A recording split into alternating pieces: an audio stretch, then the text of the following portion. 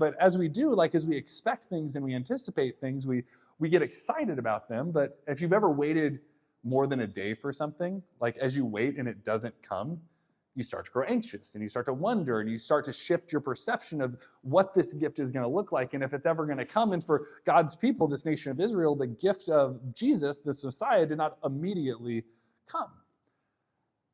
They went through this time of oppression and this time of slavery, this time of wandering, this time of great depression and sadness, and they were still wondering, like, is God's gift, this thing that God had promised us, is that ever actually going to come to fruition? Is this gift ever going to be realized? Is this thing ever going to come true? And then God speaks to God's people through these people called the prophets in the Old Testament. One of them's name is Isaiah. It's one of the places we get like the Christmas prophecy for. Sometimes they read that in the Old Testament as we get ready for Christmas Eve. But in there's this kind of reminder that God gives God people. He says, well, you actually are still going to be this blessed nation. And eventually you're going to have these descendants and they're going to spread throughout the world and you're going to have more and you're going to be a blessing not just to yourself, but to the world.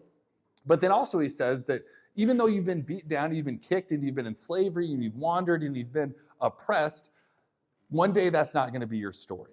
That one day that the world's governments and the world's empires and all the principalities and powers in the world will rest on your Messiah's shoulders. And for them, people that have been subjugated and oppressed and in slavery, and remember this promise that they would one day be blessed, they imagine, like, what would this life look like where the fulfillment of this promise came through?